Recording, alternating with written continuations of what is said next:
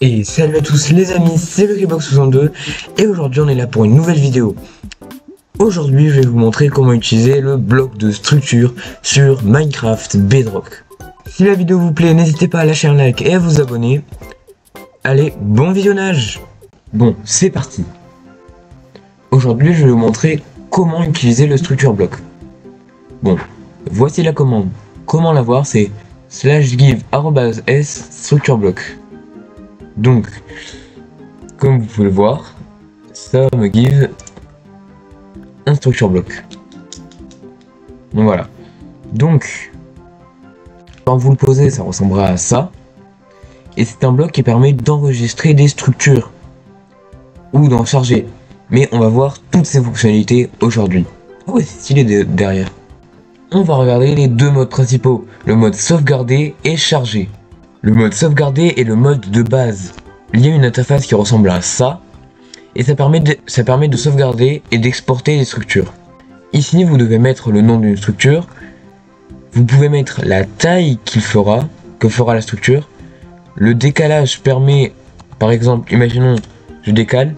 Si le décalage permet d'enregistrer des structures en décalé par rapport aux structures blocs. Aussi, on a plusieurs options en bas. On peut afficher ou non les bordures. Ça, c'est comment on va le sauvegarder, ça change pas grand chose.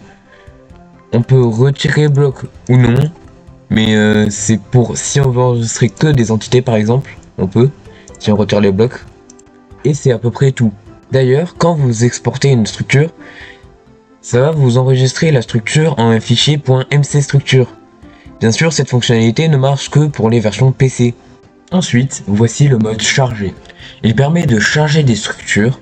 Vous mettez juste le nom de la structure ou vous l'importez depuis vos fichiers en fichier .mcstructure comme on l'a vu tout à l'heure avec le bouton exporter dans le mode sauvegarder.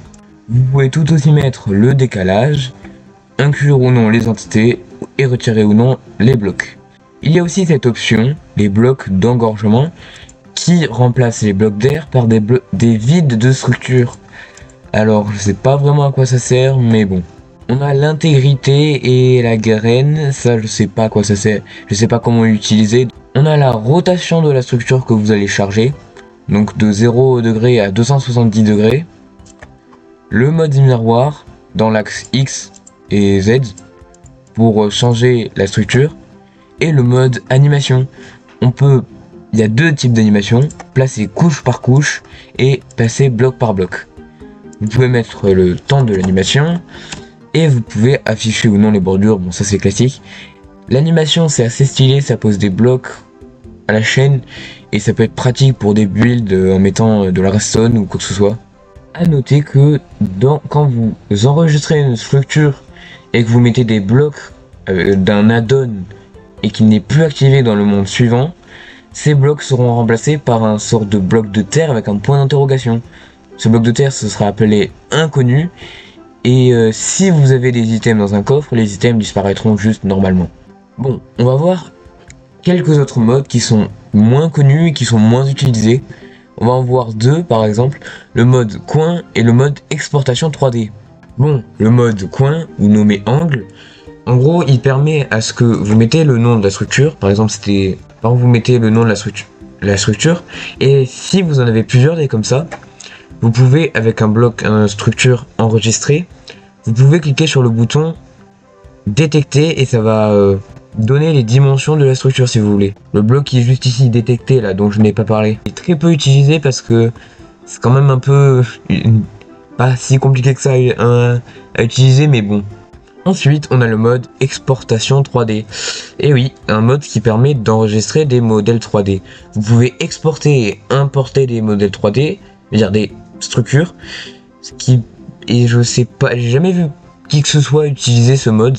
Bon, par contre, le bloc il est stylé, mais donc voilà, il est très peu utilisé, et je comprends toujours pas pourquoi il est utilisé. Bon, bonus, on va voir deux autres types de structure blocs qui sont cachés. En premier, on a le mode non valide. Alors lui, je suis tombé par hasard dessus. Je vais vous expliquer comment on fait. En premier, allez dans le mode exportation 3D. Importez un fichier, importez une structure et ça va vous mettre dans le mode chargé. Allez dans exportation 3D avec toujours ça mais cliquez sur réinitialiser et ça va vous débloquer le mode non valide. À mon avis, je ne sais pas ce qui se passe dans le jeu, mais bon, voilà, c'est le mode non valide. Et enfin, comme vous pouvez le voir, je ne l'ai pas placé, il est dans un cadre.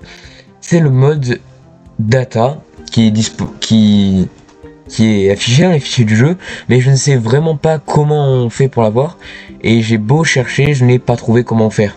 En dernier, on va voir une commande. Tout comme les PNJ, il y a une commande pour utiliser les structures blocs. C'est /structure. /structure permet d'enregistrer ou de charger une structure dans le monde, tout comme un structure bloc. Il y a 3 modes. Le mode delete, qui permet de supprimer des structures, load, charger des structures, et save, sauvegarder des structures. Bon, je vais pas vraiment rentrer plus dans les détails, c'est une version écrite du structure block, et c'est pas super utile, sauf si vous voulez pas utiliser de structure block pour charger des structures ou en sauvegarder, mais bon, c'est quand même un peu bizarre. La seule chose qui peut être bien, c'est pour supprimer des structures. Bien évidemment, il n'y a pas de proposition, donc vous devez vous rappeler du nom exact.